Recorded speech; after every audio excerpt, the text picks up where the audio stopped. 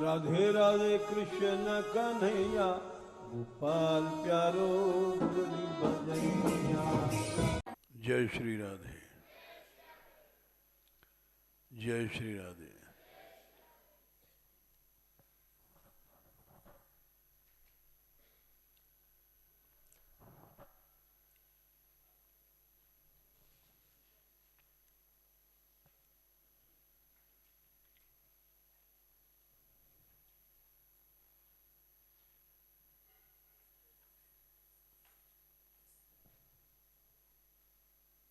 आज तुम लोगों को संकेत जाना है।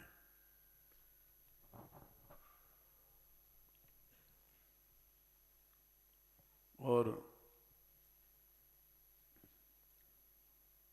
कोई भी चीज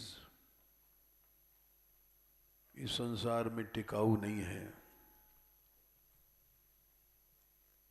भगवान राम कृष्ण भी अवतार लेके आते हैं तो अपना यश, अपना नाम स्थापित करते हैं, क्योंकि प्रलय काल में सब चीजों का लय हो जाता है।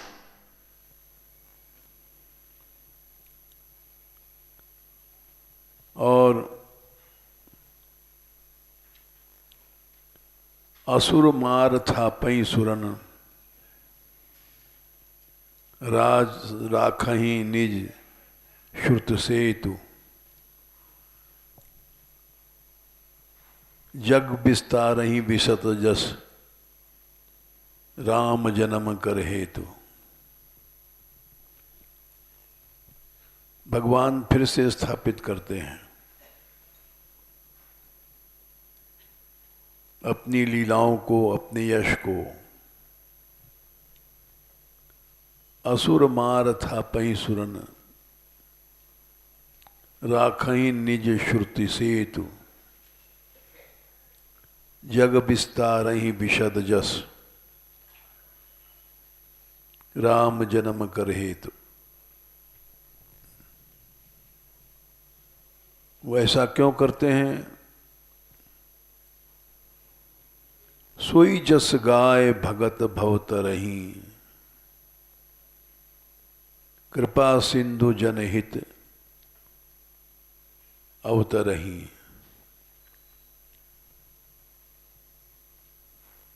इस संसार में जीवों का कल्याण होवे,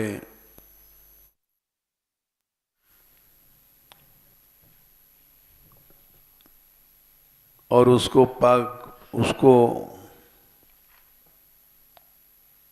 आश्रय करके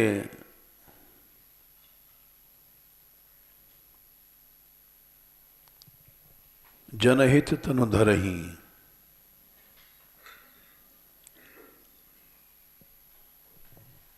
तो इसलिए भगवान अवतार लेते हैं।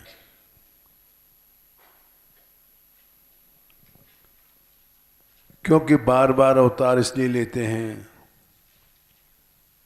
कि संसार में भगवान का नाम, भगवान की लीला, भगवान का गुण भी लुप्त हो जाता है।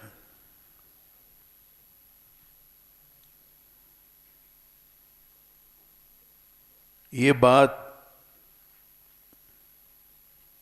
श्लोक संख्या 272 में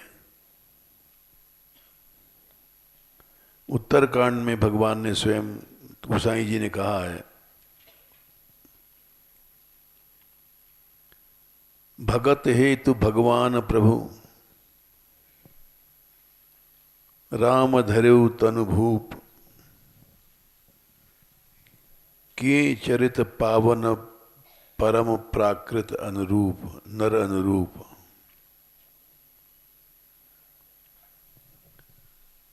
भगवान अवतार धारण करते हैं भक्तों के लिए।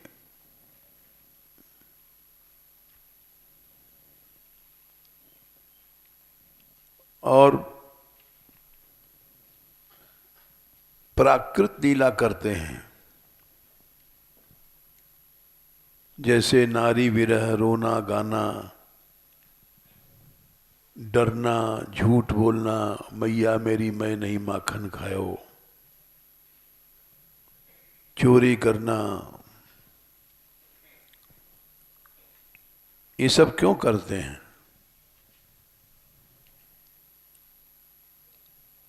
ये प्राकृत नर इनको समझ सकता है। चोरी क्या है इसको समझने के लिए कोई शास्त्र पढ़ने की जरूरत नहीं है, वेद की ऋचा पढ़ने की जरूरत नहीं है। ये चोरी जीव मात्र जानता है।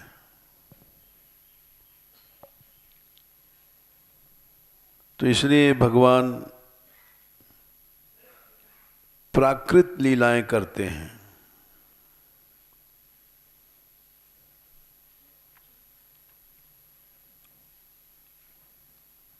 ऐसा ही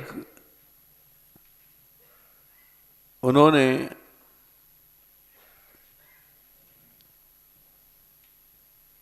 उत्तरकांड में 45वें दोहे में कहा है, सुलभ सुखद मार्ग यह भाई। सुलभ है यानी इसको समझने में, प्राप्त करने में कठिनाई नहीं है। सुखद, सुख देने वाला है, मन के अनुकूल है।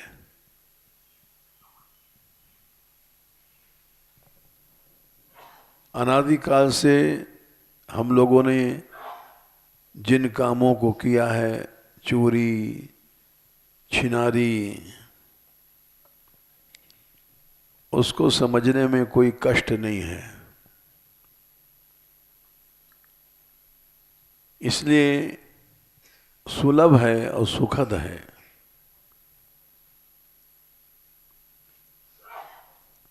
बोले ऐसा मार्ग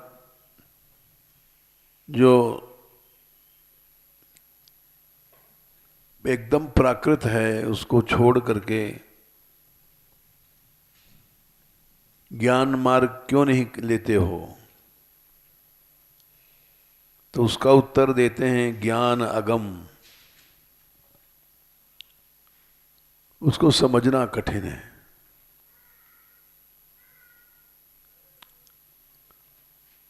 प्रत्युह अनेका, विघ्न बहुत हैं।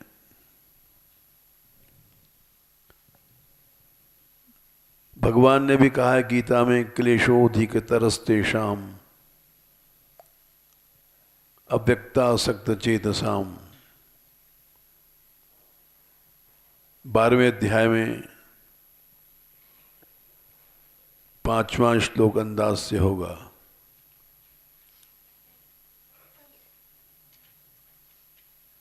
अव्यक्ता ही गतिर दुखम देहवद्भिरवाप्यते। जो चीज अव्यक्त है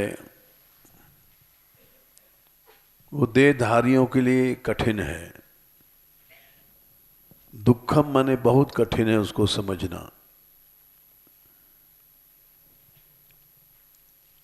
अव्यक्ता ही गतिर दुखम देहवद्भिरवाप्यते।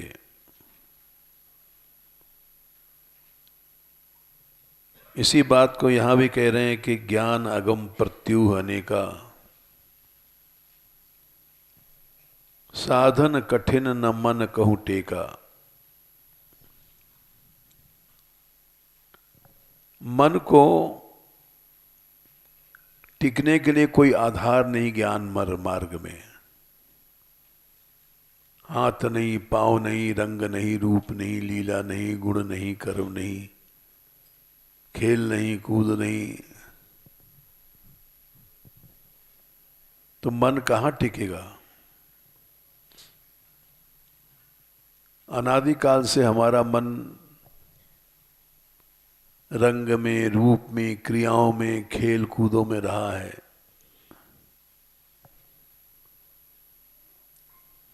तो भगवान ने अवतार लिया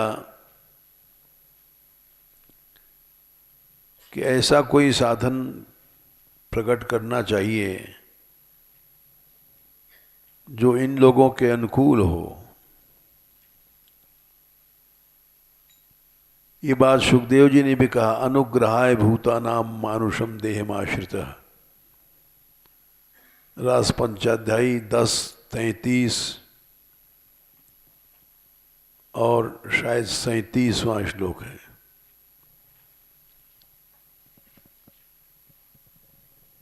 प्राणियों पर कृपा करने के लिए अनुग्रहाय भूतानाम मानुषम देहमाश्रितः, भगवान मनुष्य बने कि तुम हमको जल्दी समझ सकोगे। चलो मनुष्य बन गए तो कोई बात नहीं, मनुष्य बनने के बाद आपने चोरी किया, परदाराभिमर्शन किया, ये सब क्यों किया? तो भजते तादृशी क्रीडा, ऐसी क्रीडाओं को किया जिसको मनुष्य जल्दी समझ सके और मेरे पास आ सके। या श्रुत्वा तत्परो भवेत्। तो इसलिए यहाँ लिखा है गोसाई जी ने, सुलभ सुखद मार्ग यह भाई। सुलभ है, वेदांत नहीं पढ़ना है, दर्शन शास्त्र नहीं पढ़ना है, और सुखद माने सुख क्या है? मनोनुकूल वस्तु सुख होती है। दुख क्या है? मन से प्रतिकूल वस्तु दुख है। तो जो अपने मन के अनुकूल है वो सुखद है, क्योंकि अनादिकाल से हम लोगों ने ये सब किया है।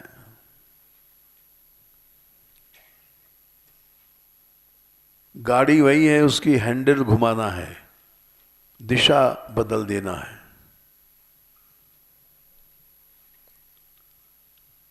अब तक जो हम लोगों ने किया उसका लक्ष्य था अपनी इंद्रियां, अपना देहाभिमान और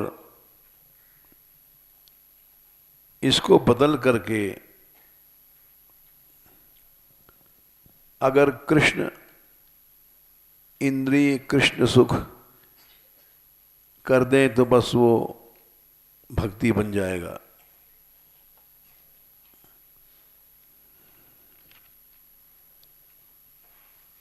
इसलिए भगवान ने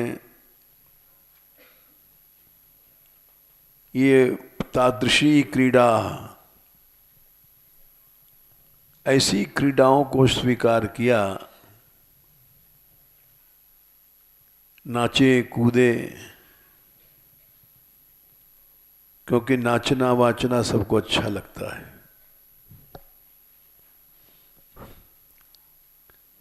नाचना गाना इस संसार में सुखद है।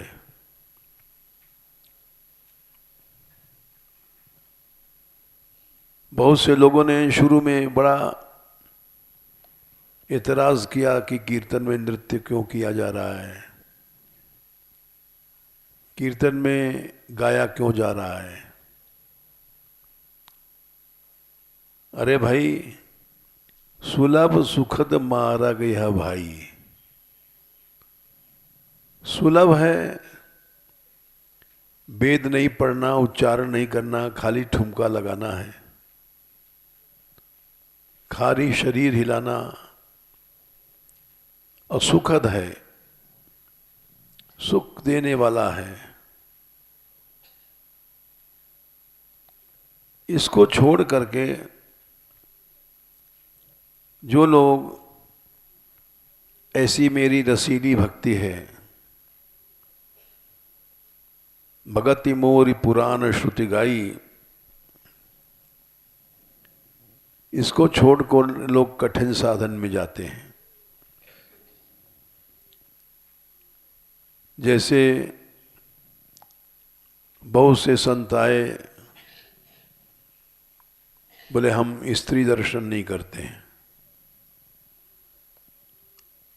और नीचे कीर्तन होता था तो मानगढ़ की सीढ़ी पर जाके बैठ गए। ये हमारे ठीक नहीं है, स्त्रियों का नाच वाच। तुम बैठो सीढ़ी पर, चाहे मानगढ़ पर चले जाओ, ये तो चलेगा ही, तुम्हारे मना करने से बंद नहीं होगा, क्योंकि सुलभ मार्ग है, सुखद मार्ग है। देखने वालों का भी मन लगता है, सुनने वालों का भी मन लगता है, करने वालों का भी मन लगता है। और श्रुतियों में भक्ति का प्रतिपादन किया गया है, शास्त्रों में प्रतिपादन किया गया है। बोले कैसे? यज्ञ आदि क्यों करते हो? यज्ञ दान तब क्यों करते हो? बोले भगवान के लिए करते हैं या मुक्त होने के लिए करते हैं।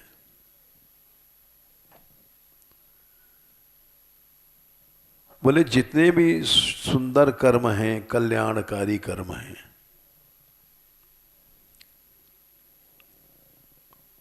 वो अगर भगवान के रिझाने के लिए नहीं किए गए तो सब व्यर्थ है। यज्ञ व्यर्थ, जप व्यर्थ, तप व्यर्थ, सब व्यर्थ है। जीरो हैं, मिट्टी हैं।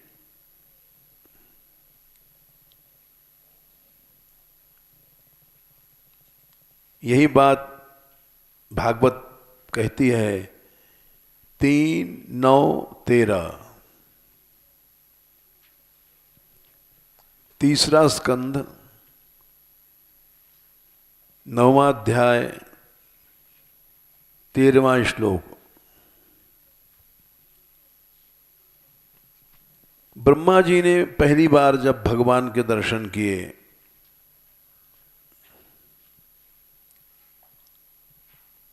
तो उन्होंने कहा,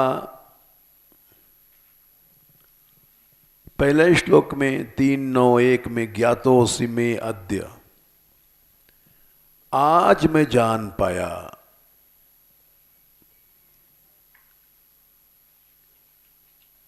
कि भगवान के सगुण साकार रूप में इतना माधुर्य है। चिंतन विंतन तो करता था पहले ही भी मैं, लेकिन अद्य, आज जब आपका रूप देखा तो आज पता पड़ा कि भगवान रस रूप है।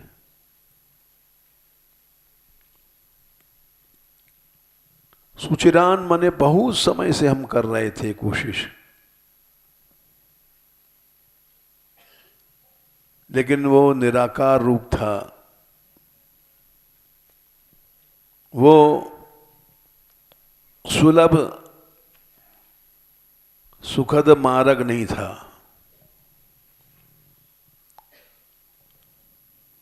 आज मुझको पता पड़ा है। अद्य माने आज, पहली बार। और सुचिराम माने बहुत समय से कोशिश कर रहे थे। भगवान निरीह है, भगवान अकर्ता है, भगवान अक्रिय है, भगवान ऐसा है वैसा है, अव्यक्त है, सूक्ष्म है, जाने कितने कितने शब्द हैं उनका प्रयोग किया हम लोगों ने। लेकिन आज पता पड़ा कि भगवान बहुत दिन बाद, बहुत वर्षों के बाद, लेकिन दुख की बात यह है भगवतो गति ही न ज्ञायते। आप इतने रसरूप हैं, मधुर हैं, ये देहधारियों को ज्ञान नहीं है, विश्वास नहीं होता है।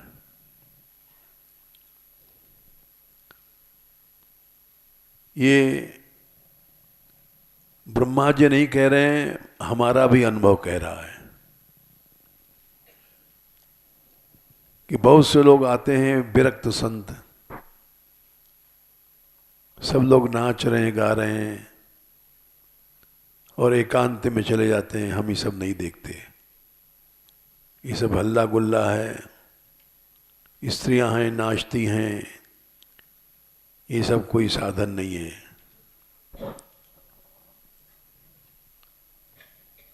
अवद्यम दुख की बात है, वे अभागे हैं,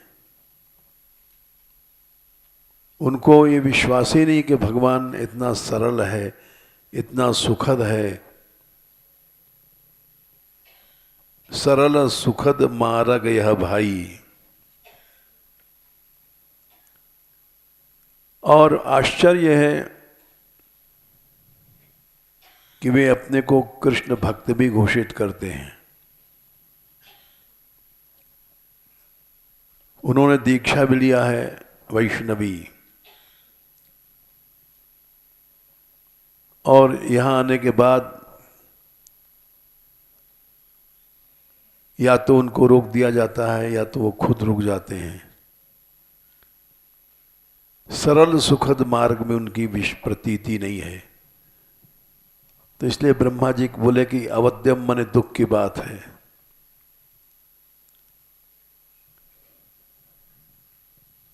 नान्यत्वदस्ति भगवन्न पितन्न शुद्धम।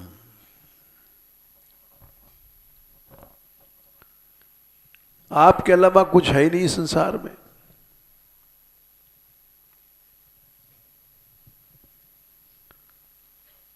और जो कुछ है वो शुद्ध नहीं है। माया के गुणों से आप अनेक रूप में भासित हो रहे हैं।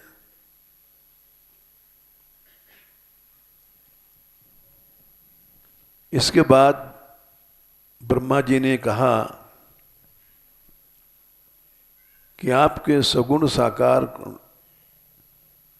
लीलामय रूप को छोड़ करके जो अनेक प्रकार के कर्म करते हैं, जप कर रहे हैं, तप कर रहे हैं, ध्यान कर रहे हैं, योग कर रहे हैं, जाने क्या क्या करते हैं, यज्ञ कर रहे हैं, बड़े बड़े कुंड बनाए जाते हैं,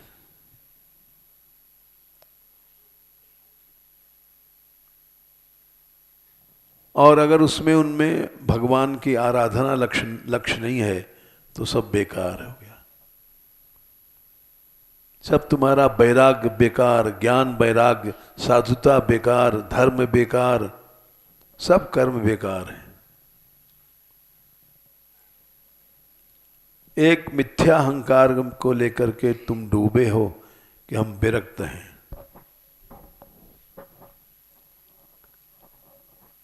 हम स्त्रियों को नहीं देखते हैं, ऐसी दशा में तो और भी नहीं देखते जब नाच रही हैं। तो ब्रह्मा जी बोले पुंसाम अतो 3-9-13 विविध कर्मभिरध्वराद्यैर दानेन चोग्र तपसा व्रतचर्या च।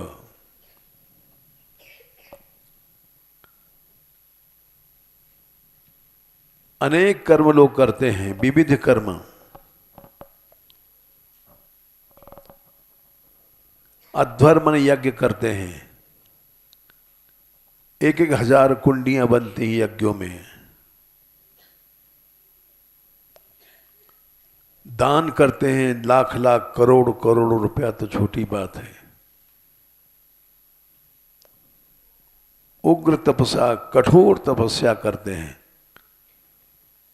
तपस्या ही कठिन है, उग्र तपस्या तो आजकल कलयुग में कहाँ संभव है।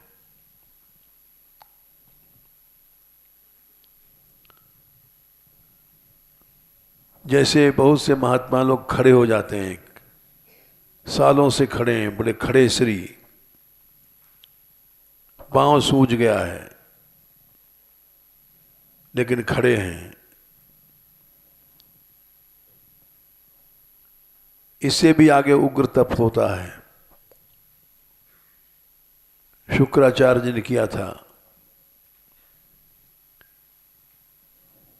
ऊर्ध्व धूम, धुआं, गरम धुआं पी करके जीवन बिताना। एक पेड़ में उल्टे टक गए और नीचे धुआं का समुद्र पैदा किया गया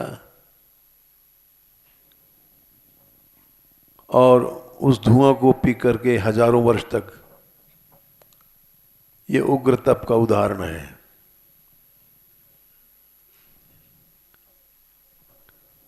हिरण्यकशिपु ने जो उग्र तप किया था,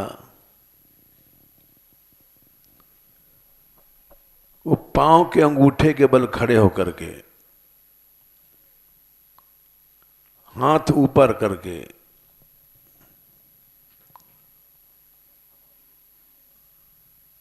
और 36,000 वर्षों तक खड़ा रहा। ये उग्र तप था। उससे शक्ति पैदा भई, समुद्र खोलने लग गया, पृथ्वी हिलने लग गई। लेकिन उस तपस्या का लक्ष्य भगवान की आराधना नहीं है। तो ब्रह्मा जी बोले अध्वर यज्ञ, दान, उग्र तप, व्रत, ये सब अगर आराधनम भगवतस् तत्सत्क्रियार्थो, समस्त सत्कर्मों का लक्ष्य होना चाहिए आराधन, माने भगवान प्रसन्न हो जाए। सत्क्रियाओं का सच्चा अर्थ, प्रयोजन, हर काम का प्रयोजन हो कि भगवान प्रसन्न हो जाए।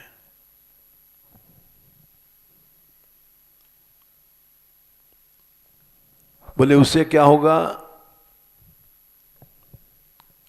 अविनाशी धर्म तुमको पैदा हो जाएगा। धर्मोर्पितः कर्चित धृते नयत्र, कभी उस धर्म का नाश नहीं होगा। अगर भगवान की आराधना लक्ष्य है तो सब यज्ञ सफल है,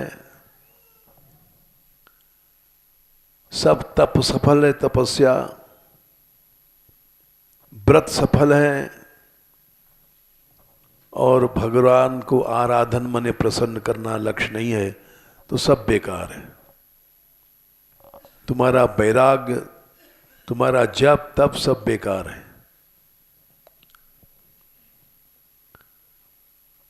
अब बहुत से लोग आते हैं,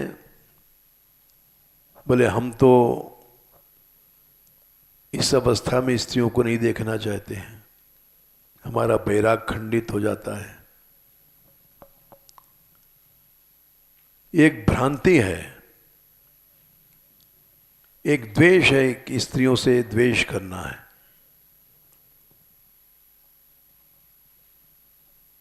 द्वेष तो भगवान ने कहा कि अद्वेष्टा सर्वभूतानाम, प्राणी मात्र से द्वेष नहीं करना चाहिए भाई, इसी के नाम भक्त है।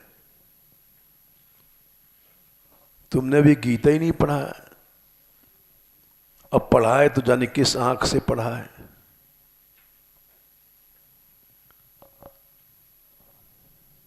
चाहे स्त्री हो चाहे वैश्य हो, भगवान ने कहा स्त्रियों वैश्यास तथा शूद्रास तेपि यान्ति परम गतिम। 9वें अध्याय में भगवान ने 32वें श्लोक में कहा है, स्त्री वैश्य शूद्र ये भी परागति को प्राप्त हो जाते हैं। तुम तो द्वेष में अंधे हो गए हो। जो आराधना कर रही हैं वो चाहे शूद्र हैं, चाहे वैश्य हैं, चाहे इंद्रियां स्त्रियां हैं, भगवान ही कह रहा है कि उनकी परागति को, परम सिद्धि को प्राप्त हो जाएंगी। और तुम जाने किस खान से प्रकट भय हो, जाने कैसा बैराग कर रहे हो, द्वेष कर रहे हो। इसलिए ब्रह्मा जी ने कहा ये दुख की बात है। ज्ञातो से मेद्य सुचरान ननुदे भाजम न ज्ञायते भगवतो गतिरित्य वद्यम। अवद्यम माने बड़े दुख की बात है कि भगवान की गति नहीं जान पाए लोग। सुलभ सुखद मार्ग यह भाई, उत्तरकांड 45वां दोहा।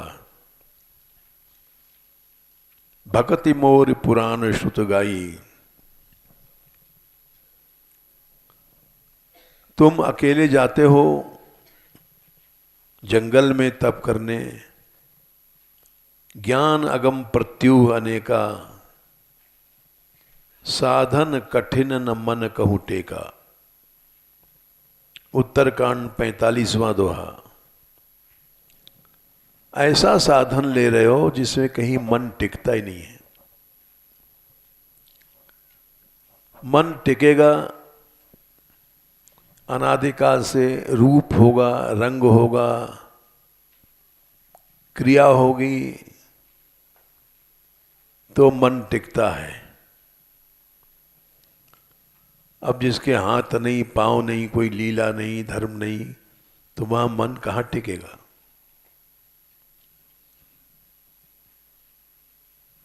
तुम ऐसा साधन ले रहे हो जहां कहीं खड़े होने की जगह नहीं। खड़े होने के लिए आधार चाहिए, धरती चाहिए। तुम सोचते हो हम आकाश में उड़ते रहें और साधन करते रहें। बड़ कष्ट में साधन है तुम्हारा। करत कष्ट बहु पावई को। अगर मान लिया जाए कि ऐसे साधन से भी सिद्धि मिलती है, तो भी तुम भगवान के प्यारे नहीं हो सकते हो। भक्तिहीन मोहि प्रिय नहीं सो।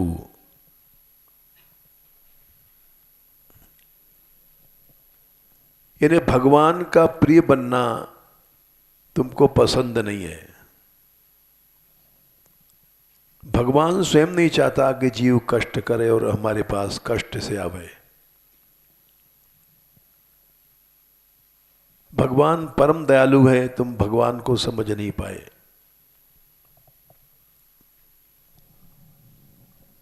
भगवान स्वयं सोचता है, इतना दयालु है कि सरलता से हमारे पास आ जाए।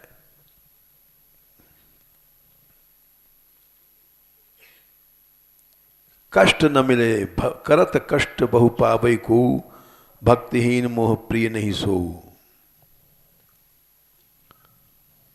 अब ये इतना सुंदर साधन है, इसलिए नहीं कि मान मंदिर पे हो रहा है, कहीं भी हो रहा है।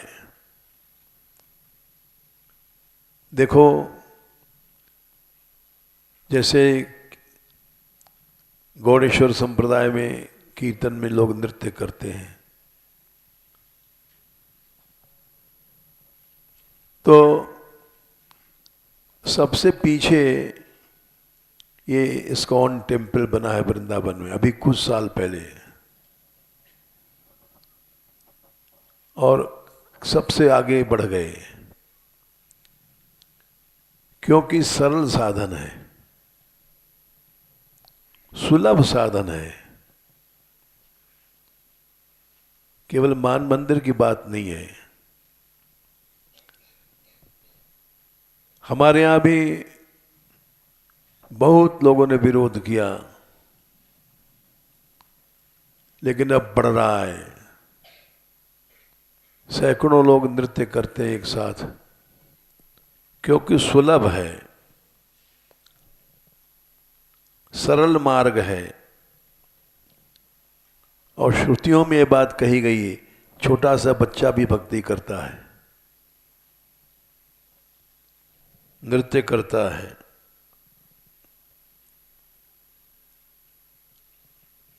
ये बिना सत्संग के भक्ति नहीं मिलती है। बिनु सत्संग न पावहि प्राणी।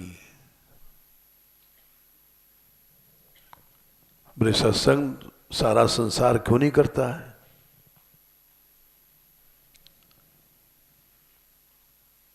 बोले भाई इसलिए नहीं करता है, पुण्य पुंज बिन मिलहि न सुनता।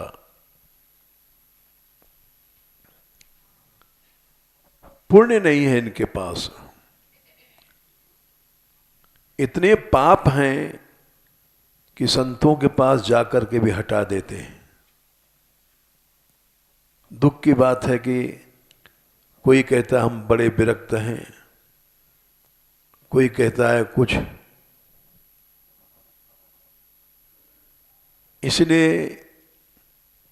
ये पाप मनुष्य को हटा देते हैं।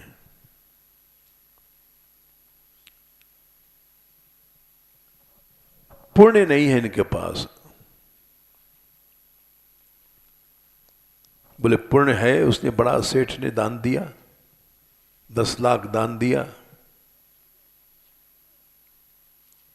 बोले ये बात नहीं है, पुण्य एक ही पुण्य है। विप्र मने ब्राह्मण मने भगवत भक्त, उसके चरण की पूजा करो, भक्त में श्रद्धा करो। और भक्त में श्रद्धा नहीं किया तो सब गड़बड़ हो गया।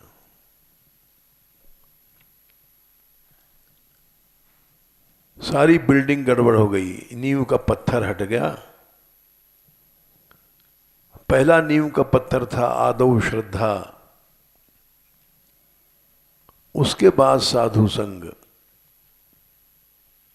अब नींव का पत्थर हट गया तो बिल्डिंग गिर जाएगी। ये देखा गया है कि श्रद्धा वाले टिके रहे, बिना श्रद्धा वाले चले गए। और चले गए तो कोई नुकसान उन्हीं का हुआ, समाज का नुकसान नहीं हुआ। देखा जाए समाज का फायदा हुआ। ऐसे लोग रहते हैं तो खुद गिरते हैं, 10-5 को लेके गिरते हैं। रामराज में एक धोबी था, उसने सीता जी की निंदा करके एक ग्रुप बना लिया था। और एक दो नहीं थे, बहुत से लोग थे। एक आदमी गिरता है तो 10-5 को पकड़ करके गिराता है।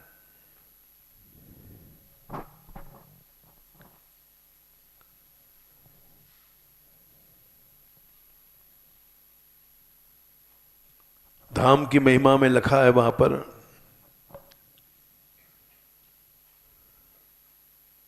सिय निंदक अघ ओघ नसाए, लोक विशोक बनाए बसाए।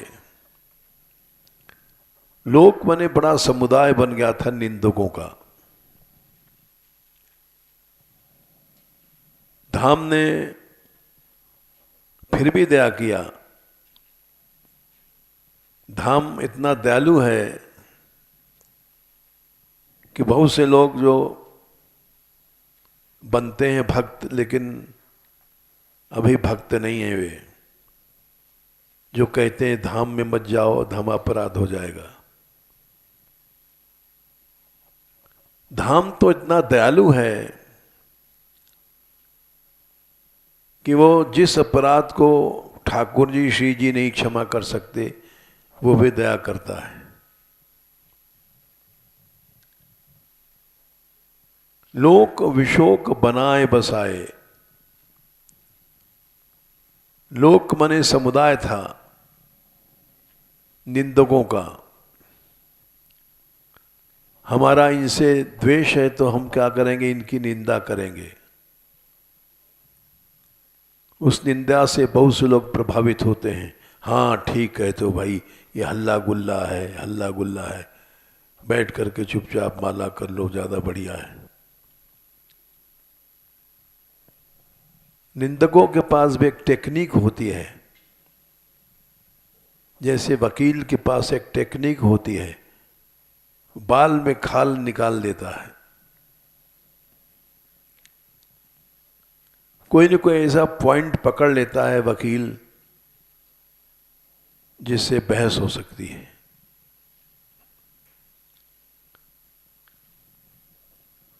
अच्छा, वकालत हर आदमी करता है, लक्ष्य अच्छा होना चाहिए। हमारे यहाँ भी लोग वकालत करते हैं और लेकिन लक्ष्य अच्छा है इसलिए ठीक है। सुप्रीम कोर्ट में केस दायर करना था तो बोले प्रमाण है तुम्हारे पास? तो बोले हाँ, गहबरबन में एक कुटी है, ये हमारी बहुत पुरानी मंजिल है, और कुटी हमारी कुटिया के बारे में नहीं है, गोपाल कुटी के बारे में था प्रमाण, और उसको उन्होंने दिखा दिया। ये वकालत तो है, झूठ बोल रहे हैं कि है दूसरे कुटी और अपने कुटी का प्रमाण दे के खा रहे हैं। लेकिन ये सब ठीक है, लक्ष्य सही है। यहां भी गोपाल रहते हैं, ये भी गोपाल कुटी है। जहां प्रभु रहता है वही गोपाल कुटी है। मान मंदिर भी गोपाल कुटी है।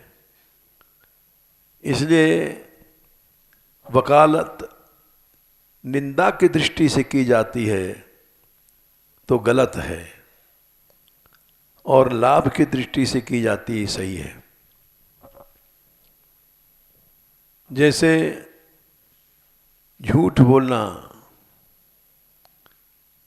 लेकिन भगवान के लिए झूठ बोलोगे तो वो आराधना बन जाएगी।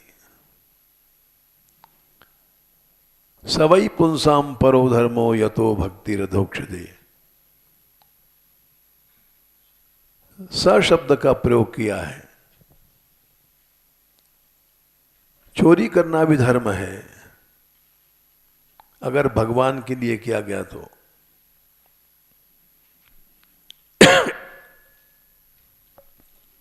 विकर्म भी धर्म बन जाता है। आराधन यदि लक्ष्य है, आराधनम भगवतस्तत्सत्क्रियार्थो, समस्त सत्क्रियाओं का प्रयोजन क्या है? भगवान की आराधना। ये अविनाशी धर्म है। धर्मोर्पितः करचित धृतेन यत्र, करचित धृतेन, कभी इस धर्म का नाश नहीं होता है। हमारा अगर नृत्य करना आराधन लक्ष्य है, भगवान को दिखाना, तो ये अविनाशी धर्म है, इसका कभी नाश नहीं होगा। और उस नाचने का लक्ष्य कहीं कोई आदमी है तो फिर वो धर्म नहीं है, तो वेश्यावृत्ति है। हम लोग नाच रहे हैं माया में, कौन नहीं नाच रहा है? सवेरे से उठता है आदमी, जाता है ऑफिस, नौकरी करता है, ड्यूटी करता है, फिर आया, घर आया, बाजार गया। ये क्या है? माया का नाच है। कौन नहीं नाच रहा है? बस इतना ही है कि भगवान के लिए तुम्हारे हाथ नहीं उठ रहे हैं। बाजार में जा रहे हो, सौदा खरीद रहे हो, वहां इसके लिए हाथ उठ रहा है। पैदल जा रहे हो, दौड़े दौड़े, जल्दी ऑफिस का टाइम है, ये दौड़ रहे हो, ये क्या है? नाच है। लेकिन माया का नाच है। और जो भगवान के लिए नाचा जा रहा है उसमें तुम्हारा दुर्भाव है। बोले ये दुख की बात है। कौन नहीं नाच रहा है संसार में? अब मैं नाच्यो बहुत गोपाल, जल थल सुधि नहीं काल। पद में आता है पानी में नाचा, मछली मछला बन करके, थल में नाचा पशु बन करके, याद नहीं है। नाचता ही हूं, अनादिकाल से नाचता चला आया हूं। लेकिन भगवान के लिए नृत्य करने को हम लोग, दुख की बात है कि विरक्त बन जाते हैं। हमने देखा, इसलिए कह रहे हैं। जिस क्रिया का लक्ष्य भगवान है वही क्रिया सफल है, और जिस क्रिया का लक्ष्य भगवान नहीं है वो यज्ञ वज्ञ तपस्या वस्या सब बेकार है। पुंसाम अतो विविध कर्म अभिरध्वराद्ययी, अध्वर यज्ञ के लिए जा रहे हैं। हमारे यहां भी बहुत से लोग हैं, आराधना छोड़ करके यज्ञ हो रहा है वहां पर, उस शहर में बड़ा भारी करोड़ों रुपए का यज्ञ देखने जा रहे हैं। अविनाशी धर्म को छोड़ करके विनाशी धर्म देखने जा रहे हैं। जिस यज्ञ में लक्ष्य केवल मान सम्मान, पैसा धेला, यश, उसको देखने जा रहे हो। जो अविनाशी धर्म है उसको छोड़ करके विनाशी की ओर दौड़ रहे हो। अबद्यम माने दुख की बात है, तुम्हारी बुद्धि नहीं है भगवान की भक्ति समझने की।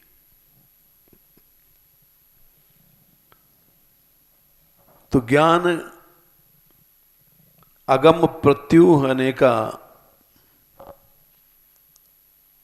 उत्तरकांड 45। साधन कठिन न मन कहूं टेका,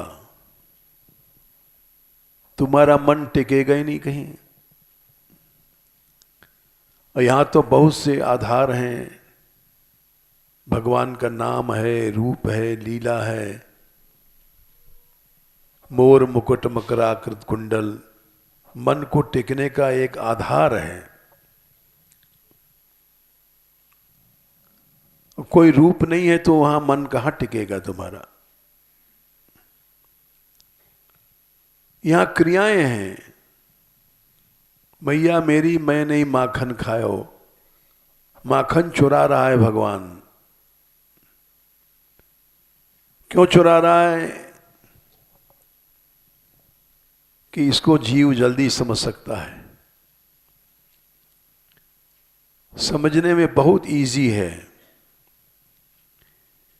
इजीएस्ट है एक बच्चे की लीला समझना।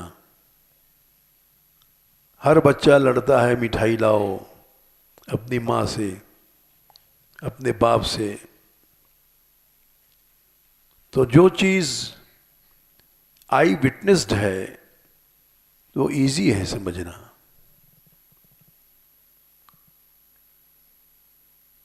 इसीलिए कहा गया सुलभ सुखद मार्ग यह भाई। सुलभ मार्ग है, बड़ा सरल मार्ग है। ठुमक चलत रामचंद्र बाजय पैजनिया। हम पलुस्कर जी के पद गाते थे कि छोटे से राम जी पैजनिया बज रही हैं और ठुमक ठुमक चल रहे हैं। यहां भी वही गाते हैं, लाला की पैजनिया बाजे रे, छुम छुम छुम छुम छन न न न, पैजनिया बाजे रे। ये सुखद है मन को सोचना। एक बच्चा नाच रहा है हाथ में लौनी लेकर के, तो इसलिए इसको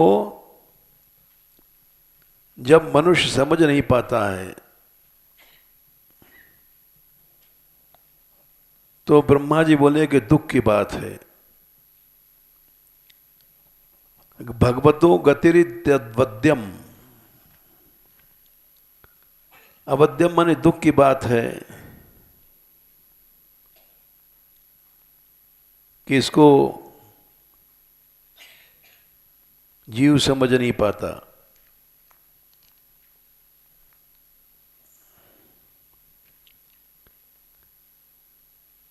भगवान की कृपा को नहीं समझ पाता।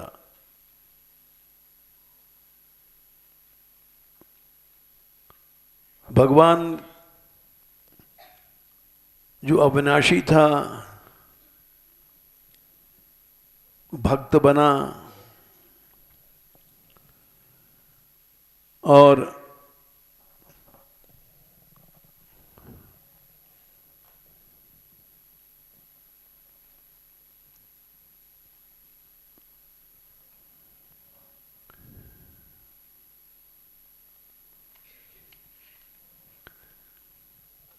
हैं?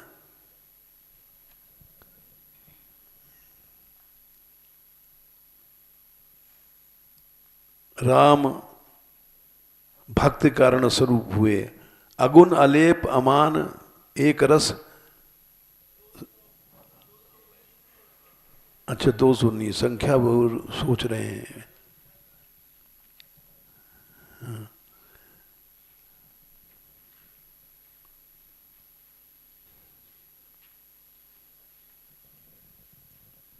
संख्या इसलिए बता देते हैं कि जो बोलने वाले लोग हैं उनको ढूंढना न पड़े। 219 अयोध्या कांड। जो अगुण माने निर्गुण था, अलेप माने कहीं लिप्त नहीं है माया में,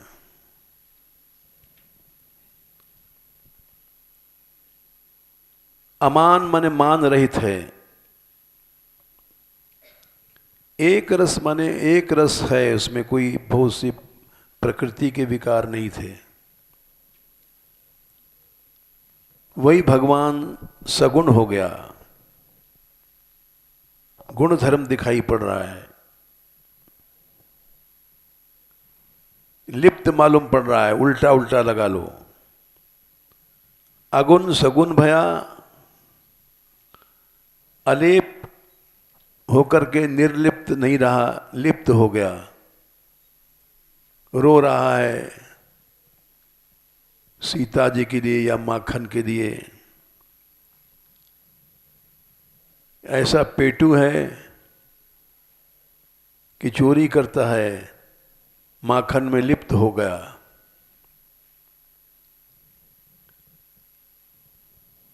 और जिसके अंदर मान अहम नहीं था,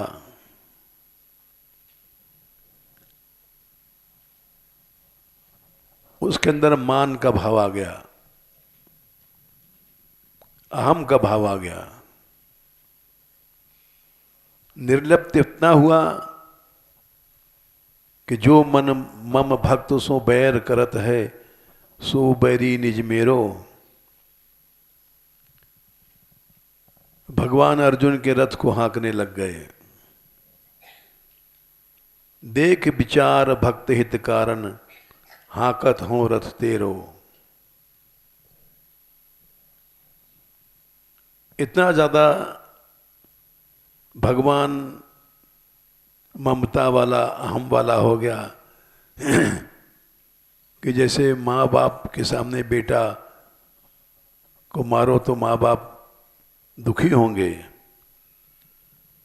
वैसे भगवान दुखी नहीं, बल्कि भगवान भक्त की सेवा कर रहा है, विजय मिल जाए इसको। देख विचार भक्त हित कारण, हाँकत हो रथ तेरो। बोले ऐसा क्यों है? भगवान इतना लिप्त हो गया है, इसी कड़ी को उल्टे जाओ, अगुण की जगह सगुन हुआ, अलेप की जगह लिप्त हो गया,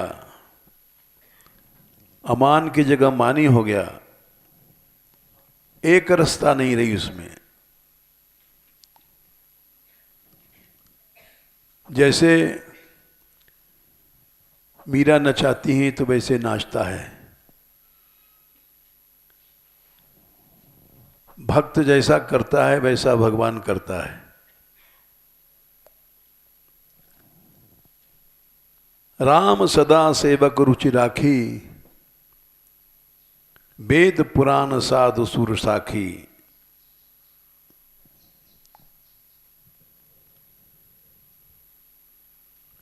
वशिष्ठ बृहस्पति कह रहे हैं कि राम की भगवान की कोई रुचि नहीं है।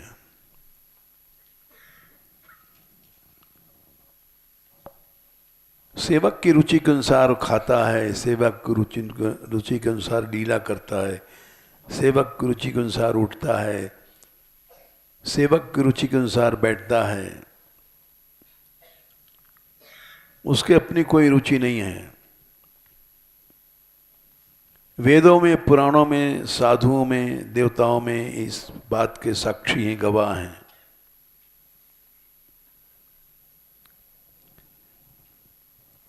लेकिन ब्रह्मा जी बोले 391 में न ज्ञायते भगवतो गतिरित्य वद्यम। बड़े दुख की बात है, अवद्यम माने दुख की बात है। भगवान की ये गति लोगों को पता नहीं है।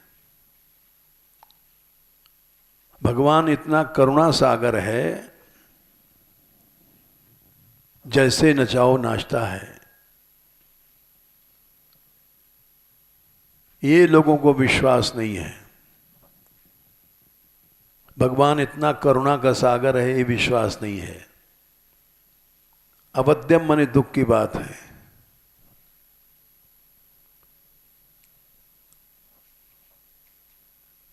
अगर आराधना लक्ष्य नहीं है तो 3-9-13 में तुम्हारी सब तपस्या बेकार हो गई। तुम विरक्त बन गए, साधु बन गए और तुम्हारी तपस्या बेकार हो गई।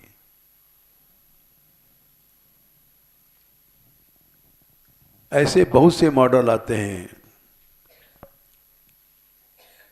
और बड़े बड़े अच्छे मॉडल लाते हैं, विद्वान हैं और नामी लोग हैं,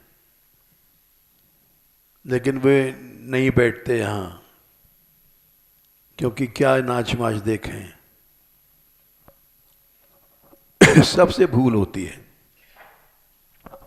हमसे भी कल एक ऐसी भूल हुई कि हम रात को पछताते रहे। भूल किससे नहीं होती है। हम कल वहाँ संकेत में गए थे, वहाँ पंचायत थी। भूल का कारण था कि हमको जल्दी था, यहाँ आना था कीर्तन में।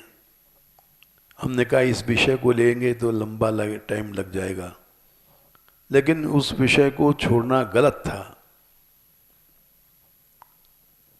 और हम यहाँ रात को पछताते रहे कि ऐसी भूल हमसे क्यों भई। हमने कहा था कि तुम लोग कीर्तन करो भाई, हम यही करेंगे, भगवान नाम का आश्रय लेंगे, भले मर जाएं, सिद्धि मिले चाहे ना मिले।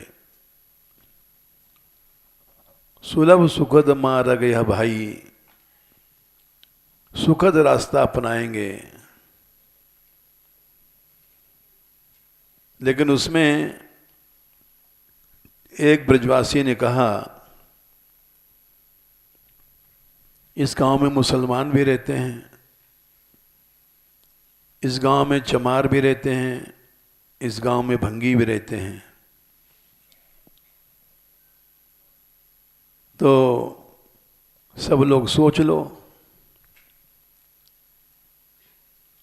हमसे भूल ये भाई कि हमने यस नहीं कहा। भगवत कीर्तन में सबका अधिकार है। मुसलमान है उसको, अब आज कोई शूद्र है, गवर्नमेंट का कानून बन गया है, बिहारी जी के मंदिर हो, कोई भी मंदिर हो, सब जाते हैं।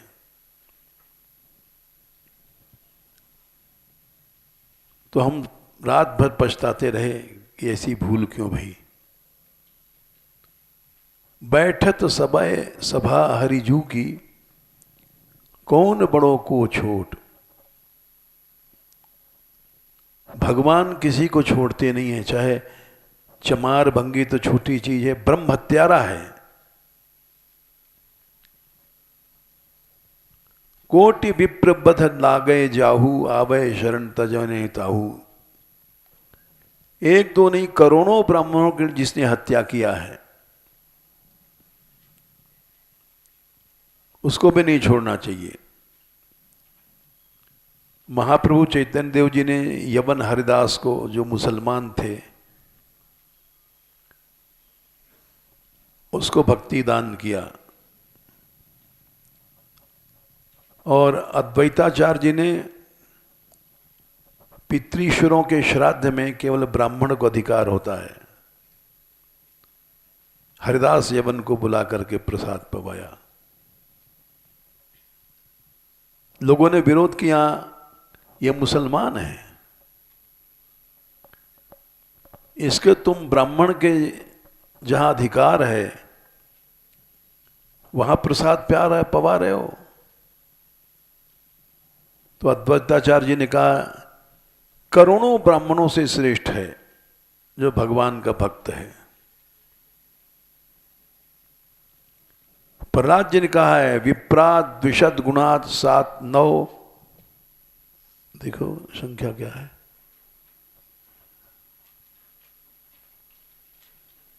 7वां स्कंद 9वां अध्याय। विप्राट द्विशद गुणाद अरविंद नाभपा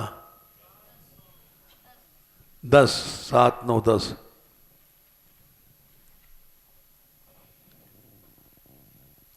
दसों 12 गुणों से युक्त ब्राह्मण है। पहले भी तो आज तक ब्राह्मण मिलना मुश्किल है, शुद्ध है। अगर 12 गुणों वाला ब्राह्मण भी अगर मिल जाए तो उससे वो चांडाल श्रेष्ठ है। ये प्रहलाद जी का मत है, नोट कर लो, 7 9 10। चांडाल श्रेष्ठ है। लेकिन हम लोग हिचकते हैं सामाजिक दबाव में। बोले क्यों? वो चांडाल पवित्र कर देता है। भगवान को अर्पण किया, ये बड़ा विचित्र श्लोक है। समर्पण करने से वो चांडाल सबसे निकृष्ट, सबसे ऊंचा चला गया। मन्ये तदर्पित मनोवचने हितार्थ, प्राणम पुनाति सकुलम न तो भूरि माना। और वो ब्राह्मण नहीं पवित्र कर सकता, न अपने आप को न किसी को। और वो चांडाल अपने कुल खानदान को पवित्र कर लेता है। यदि उसने मन वाणी वचन क्रियाओं को अर्पित कर दिया, तब मुख्य चीज है समर्पण। समर्पण नहीं तो हम ब्राह्मण फाह्मण कुछ नहीं है।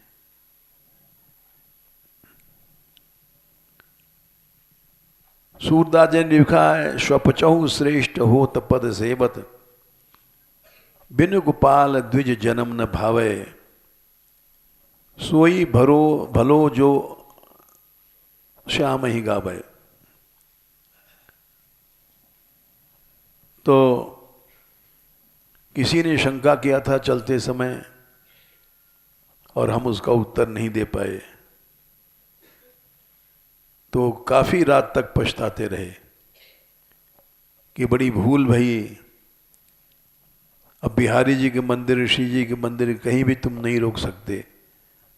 और छोटे से गांव में एक ब्रजवासी ने प्रश्न किया और हम चुप रहे,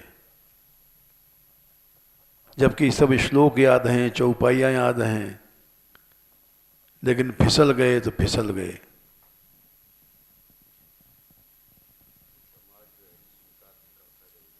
हाँ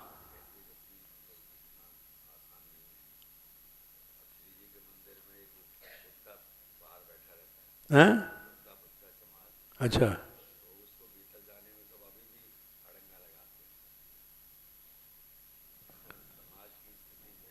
हाँ, समाज स्वीकार नहीं करता है। शायद इसीलिए भूल हो गई हम भगवान की इच्छा से कि हमारा ही कोई बात नहीं मान सकता था वहाँ।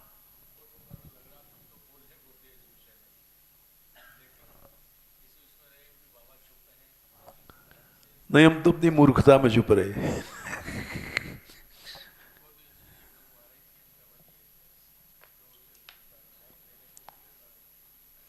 नहीं, अब भी आएंगे, आते हैं कभी कभी उस संकेत वाले।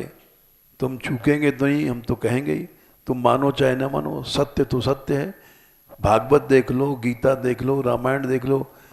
गीता में लिखा स्त्रियों वैश्यास तथा शूद्रास, शूद्र शब्द का प्रयोग किया है। तुम गीता नहीं मानते हो, भागवत नहीं मानते हो, तो मत मानो।